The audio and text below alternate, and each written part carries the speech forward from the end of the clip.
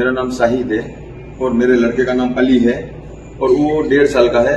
हम ऊना में रहते हैं और गिर सोमनाथ डिस्ट्रिक्ट में रहते हैं।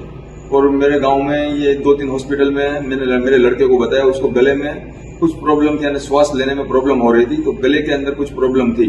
तो मेरे 2-3 हॉस्पिटल में हम लोग घूमे तो कुछ हमको वहां से कुछ अच्छा नहीं हुआ। तो वहां से हम लोग, एक मेरे दोस्त ने मुझे बताया कि आप अहमदाबाद चले जाओ। तो हम अहमदाबाद आए और अहमदाबाद आकर हमें इमरजेंसी वार्ड में ले लिया। इमरजेंसी वार्ड में लाए और यहाँ सब ट्रीटमेंट इमरजेंसी में तुरंत शुरू कर दी। और फिर इसका ऑपरेशन हुआ, लेजर द्वारा उसके गले के अंदर दूरबीन डाला और दूरबीन डालकर वहां से 2 नारियल के टुकड़े निकाल के हमें बताए। तो अभी मेरे लड़के को सब अच्छा भी है और सब खा भी रहा है। और हम आगे कोई भी बोलेगा कि वहाँ का काम कैसा, तो हम बताएंगे कि आप वहीं चले जाओ बच्चों के हॉस्पिटल में अहमदाबाद, वहाँ काम बहुत अच्छा है, वहाँ के डॉक्टरों का भी काम बहुत अच्छा है और वहाँ का ट्रीटमेंट बहुत बढ़िया है।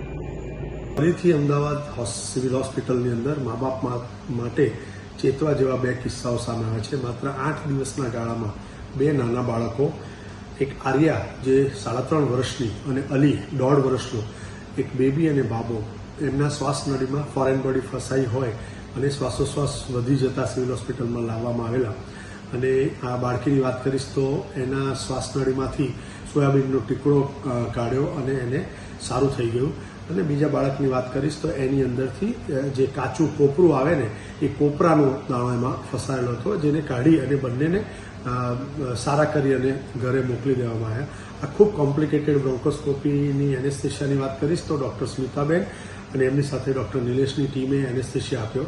અને પહેલા કિસ્સામાં ડૉક્ટર જયશ્રી રામજી, જે અમારા એસોસિએટ પ્રોફેસર છે, એમને બ્રોન્કોસ્કોપી ઇમરજન્સીમાં કરી અને ફોરેન બોડી રિમૂવ કરી, અને બીજા કિસ્સામાં મેં એને રિમૂવ કરી।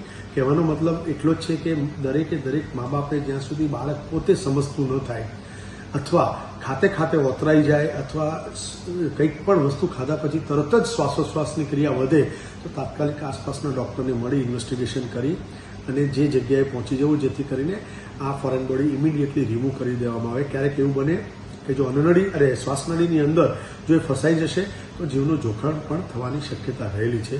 દરેક મા બાપે એવું ધ્યાન રાખવાનું છે કે જ્યાં સુધી બાળકો 5 વર્ષના ન થાય ત્યાં સુધી આવી બધી વસ્તુઓ, ખાસ કરીને આપણે કહીશું કે સિંગના દાણા, ચણાના દાણા, કઠોળ, સોયાબીન, જેમ આપણે જોયું, કોપરું, પછી ટાંકણી કે પછી પેલા બેટરીના સેલ, LED બલ્બ, આવી ઘણી બધી ફોરેન બોડી અમે અત્યાર સુધી કાઢી ચૂક્યા છીએ। તો ખાસ ધ્યાન રાખવું કે 5 વર્ષનું બાળક ન થાય, સમજણું બાળક ન થાય ત્યારે આવી બધી વસ્તુ એક્સિડન્ટલી તે મોઢામાં ન નાખે, એનું જો આપણે કાળજી રાખશું તો આવી રીતે ઇમરજન્સીમાં દોડતા હોસ્પિટલાઇઝ નહીં થવું પડે।